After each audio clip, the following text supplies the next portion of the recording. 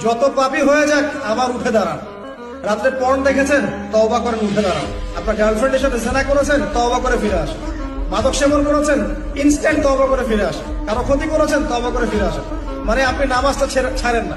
মানুষ আল্লাহর পথে চলতে গেলে সবসময় একই গতিতে চলতে পারে না। আল ঈমান ইয়াজিদু ফিত তাআ ওয়া ইয়ানকুসু ফিল মাসিয়া। বলা হয় ঈমান হচ্ছে আনুগত্য বৃদ্ধি পায় আর আল্লাহর অবাধ্যতায় কমে যায়। আল্লাহর পথে চলতে গেলে হোঁচট খায় মানুষ।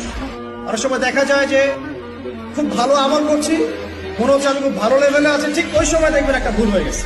এটা হয় না? বাসলিপ করে না মাঝে মাঝে?